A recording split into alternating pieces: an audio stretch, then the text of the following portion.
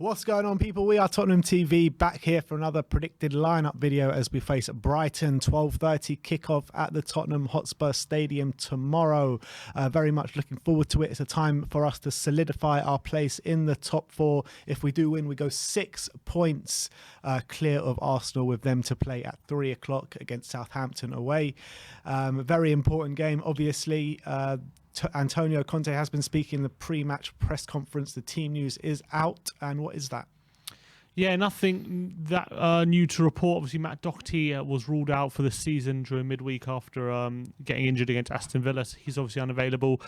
Jav Tanganga, we know, is out for the season, so he's obviously unavailable. And Ollie Skip, he continues to be out. Obviously, Spurs say they're hoping he'll be back before the end of the season, but there is currently no time frame, so he remains out for this game.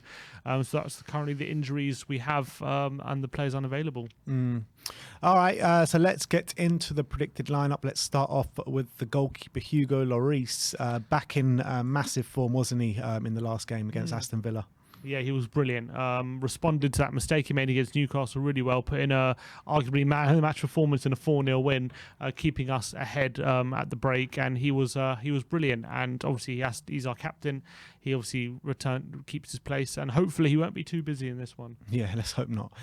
So that's Hugo Lloris in goal. Right wing back, we're going to stick with Emerson Royal.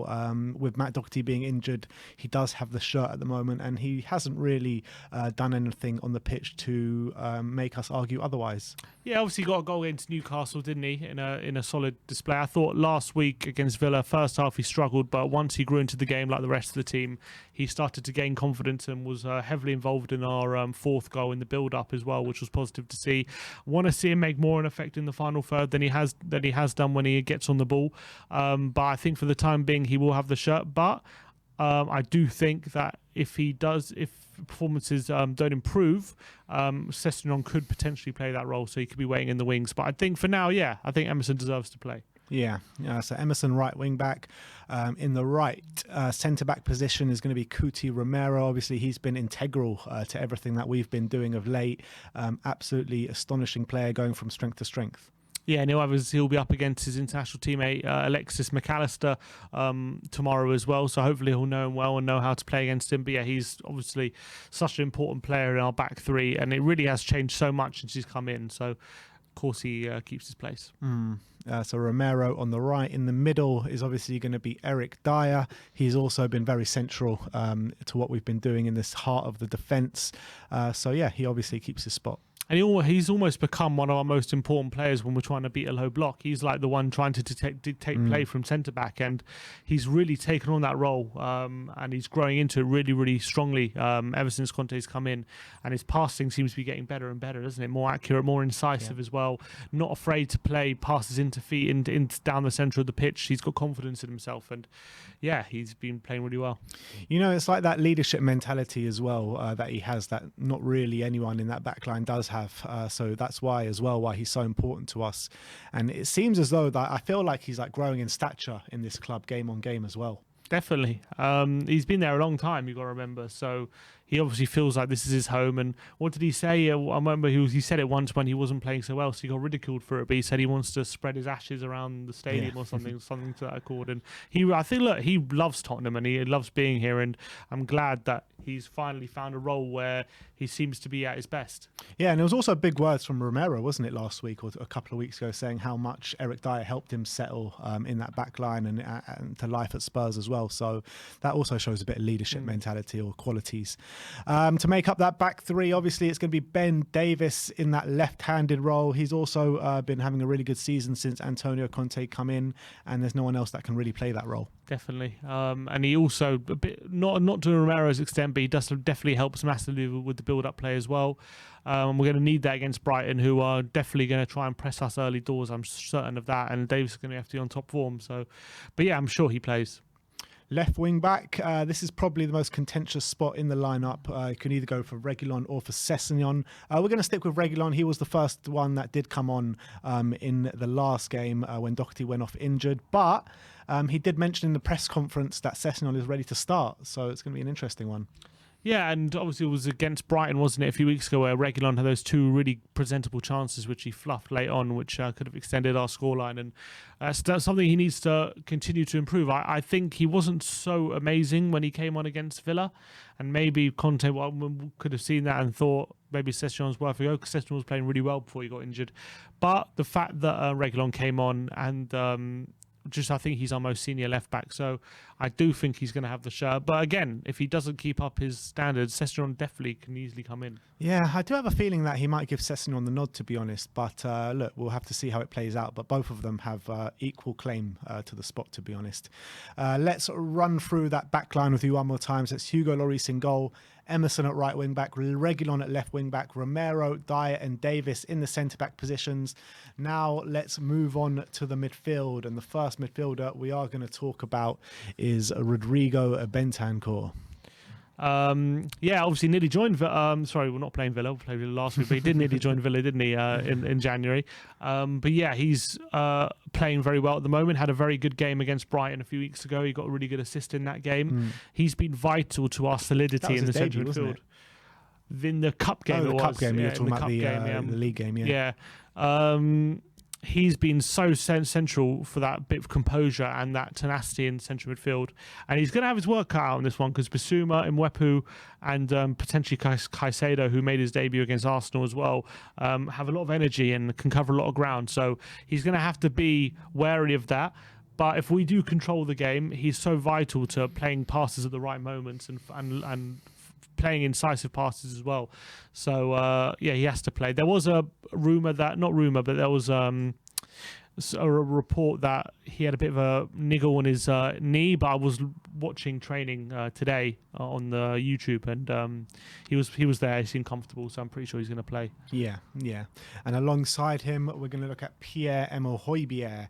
And Højbjerg of late, I mean, he's been brilliant for us. He really has stepped it up a notch this season, and I got a feeling that even now, right now, I think he's playing his best football in a Spurs shirt. And Conte said it at the end of the Villa game. He said he was asked about some other players like Son and Kulusevski, and he says, what about Højbjerg? No one ever asked me about Højbjerg, but he's doing an amazing job at the moment. So Conte, I think, wanted to single him out for praise specifically. I agree with that. I think he's playing brilliantly. He's taking that authority that he started with when he first came, but now I feel like he has that ingrained in the squad now, that he's just one of the main players. I believe that, and I think he's playing some really good stuff on and off the ball. I think on the ball as well, he's improving game on game, and he's doing really, really well, and he's helping us in attack as well as defence. So yeah, Højbjerg for sure. Keep up the good work. Absolutely. So that's Bentancur and Højbjerg in the midfield. Let's move on and let's talk about the front line now. And I think the front line pretty much picks itself, doesn't it? Definitely. With Kulusevski, Kane and Son. I guess you can bring them all up. As we all know who we're going to be talking about. Yeah, like Kane and Son, obviously, all three of them absolutely unbelievable. Since Kulusevski has joined that team, it's added an extra kind of layer to that attack, hasn't it? Yeah, and I was just listening to a podcast when Charlie Eccleshare was speaking about talking to Romero, and how he asked Romero, what surprised you most about being at Tottenham, or since you come to Tottenham? He said Kulusevski, man. He said Kulusevski has been unbelievable, and he's really revolutionised our front line. And I can't agree with that enough. And I think it's not just his ability on the ball, dribbling and shooting and stuff like that, but I just think creativity, decision making, timing of pass, these kind of things at that age as well, second to none. And it's such a difference to Lucas Moura, where Lucas is kind of like, he gets into a good position, you don't know what he's going to do. Is he going to go for a dribble? Is he going to go for a pass? You just don't know. But Kulusevski just has almost elite decision making already. He's already got more assists than Lucas, and he only started since February. He's added so much to that attack. I can't praise him enough for the impact he's making. And obviously, he showed last week at Villa, not only does he have that, but he's got a dynamite left foot when you give him an opportunity as well. And he needs to show more of that, because I think he's got 3 goals.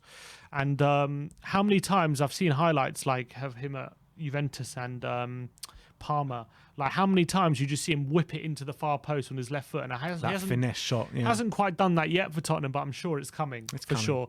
And obviously Son battling for Golden Boot, 17 goals in the league. He's going to want that. And obviously Harry Kane hasn't scored in his last 3, but has got 6 assists, which is ridiculous in itself. And I'm sure he'll want to get back on the score sheet sooner rather than later. So those 3, I'm confident, will be flying again. Yeah, and Harry, without a goal in his last 3, he'll be dying to get back on the score sheet this weekend, won't he? Because, as much as I'm sure he loves getting assists now, I think that he's grown to love that.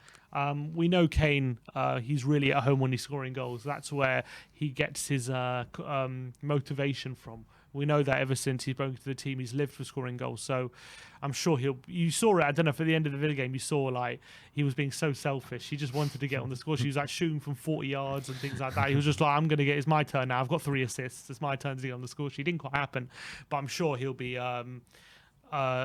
trying his hardest to get back on the score sheet again. Absolutely. And Sonny, I mean, you touched on it a minute ago with the Golden Boot. Salah's kind of goals have dried up at the moment, the contract thing hovering over his head. Do you think Sonny's going to do it? I mean, it's tough to know, because surely Salah's goal scoring run isn't going to go on, drought isn't going to go on for too much longer. But if it does, he's got an amazing opportunity. Only 3 goals behind him. He scored a hat-trick last week. He's got 8 in his last 8 as well. So and also home games as well. I think he's 9 in 9 home games. He's like, he always scores at home. Surely that's got to be coming up to a record soon, like most consecutive home games. Yeah, it's unbelievable. He always scores at home. So if anyone knows that record, let us know in the comment section below.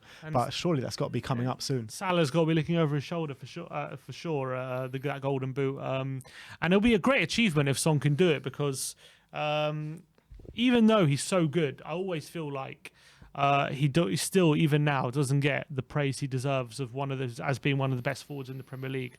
I still think people don't see him on that level of like Mane and Salah and them lot even now. And if he gets the Golden Boot, it will be like, you can't ignore it any longer. He would be within his own right on that level, even though I believe he's there anyway. And he's playing so well. He's almost become our goal scorer over late. He has. He's the one who's getting... But naturally, you think about it, and it makes sense, because how we like to play with all that space. He's the king at that, playing within space. And because he's got that speed and darting into those areas, he's the best at that in the league. And he's always going to be... He's almost benefited the most out of Conte after some early struggles. He's really come into his own now in that role, kind of central, but bit to the left as well. But even in those early struggles, he was still pulling up the goals and the assists and stuff. Yeah, he was. I felt like in those early struggles, he was struggling to find the right spaces. I think he was kind of being clogged up too much, and was in too much in central areas in a way that he wasn't able to kind of break defenses down. But I think it was also like his touch seemed a bit off at that time as well. Yeah, but when you don't have space, your touch is always going to seem when players are closer to you, it's always going to seem harder, like to kind of find those spaces. But now I think he's really learned that role expertly, and I've changed my opinion when I said this role isn't suited to him as much as other roles. I think it might be more suited to him now than other roles. Wow. Big words there. Anyway, let's run through that lineup with you guys one more time. So it's Hugo Lloris in goal, Romero, Dyer and Davis in the centre-back positions, Reguilon and Emerson as the wing-backs, Bentancur and Højbjerg as double pivot, with Son and Kulusevski supporting Harry Kane. Or should I say Harry Kane supporting Son and Kulusevski? But that is our lineup for the weekend. If that is the lineup, what score prediction are you going for? 3-1. We are scoring goals for fun, so I'm assuming that's going to carry on. I think Brighton will come in confident mood, and I think that could see them come and get a goal from somewhere. But I think with our attack, the way they're playing at the moment, and also momentum we have, and with Conte being our manager, I'm thinking we're going to come win this game. And so I'm going 3-1 Spurs. I'm going to go 3-0. I think that we can keep a clean sheet. We kept a clean sheet at the Amex not too long ago. So I back us to do it again with, carbon copy of defence, maybe not Doherty, but Emerson in there. I've got a feeling Harry Kane does get on the score sheet this weekend. I've been saying he's going to score a hat-trick, but with actually his role in the team and Sonny and Kulusevski's role in the team, it's actually hard to see how they don't get on the score sheet, or at least Sonny doesn't get on the score sheet. So I'm going to go for 2 from Kane and 1 from Sonny. Sonny to carry on his home goal-scoring form to make it 10 in a row. But I'm going 3-0. My brother's going 3-1. I want to know your score predictions in the comments section below. I want to know your predicted lineups as well. Do you think we're going to get it right? Or if you don't, put yours in the comment section below. Thanks everyone for joining us today. We'll see you all on the live watch along tomorrow with myself and Henry Wright. Sim will be inside that stadium getting all the content for you guys. So yeah, watch out for that. Thank you everyone for joining today. Like, subscribe and comment. And as always, come on you Spurs.